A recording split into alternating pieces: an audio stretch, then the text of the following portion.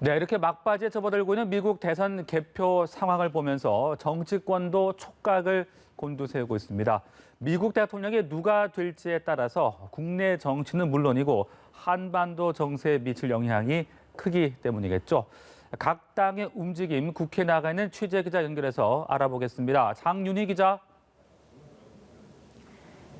네, 정치권은 미국 대선 개표 상황을 지켜보면서 미국 대선 결과가 우리 정치권은 물론 한반도 정세에 미칠 파장에 촉각을 곤두세우고 있습니다.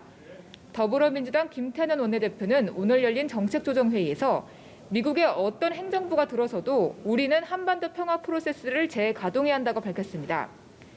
이어 정기국회에서 판문점 선언 비준과 한반도 종전선언 촉구 결의안을 통과시키는 것은 미국의 큰 메시지가 될 것이라고 말했습니다. 민주당 한반도 TF는 오늘 16일부터 일주일간 미국을 방문할 예정입니다. 송영길 의원이 당 한반도 TF 단장을 맡아 김병기, 김한정, 윤건영 의원과 함께 미국 방문길에 오릅니다.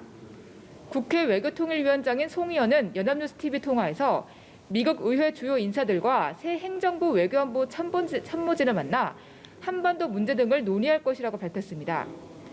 국민의힘도 미국 대선 개표 상황을 예의주시하고 있습니다.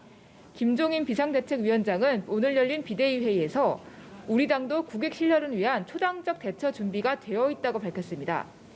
이어 정부는 다각도의 시나리오를 바탕으로 치밀한 안보 전략을 세우고 통상 문제에 대해서도 사전 대비해야 한다고 강조했습니다. 김 비대위원장은 국회에서 기자들과 만나 트럼프 대통령의 재선이 어려울 것 같다고 내다봤는데요. 김 위원장은 미국 정권이 바뀌면 대외 정책, 북한 비핵화 정책이 상당히 달라지기 때문에 우리 정부의 그간 대비 정책이 합당한지 재검토할 필요가 있다고 말했습니다.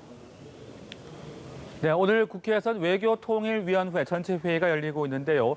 바이든 후보의 당선을 가정한 질문이 많았다고요? 네, 그렇습니다. 막바지에 접어든 미국 대선 개표 결과 바이든 후보의 당선 가능성이 큰 것으로 전해지면서 국회 외통위 전체 회의에선 미국의 정권 교체에 대비한 정부의 대책을 묻는 질의가 잇따르고 있습니다. 다만 강경화 장관은 외교장관으로서 누가 당선이 확정적이라고 말하긴 민감한 상황이라며 신중한 태도를 보였습니다. 강 장관은 또 미국 정권이 교체되면 북한 협상도 원점으로 돌아가느냐는 질의에는 원점 회귀는 아니라 생각한다며 그간의 성과를 바탕으로 긴밀한 조율을 통해 북미 대화를 재개하고 비핵화가 달성되도록 최선을 다하겠다고 말했습니다.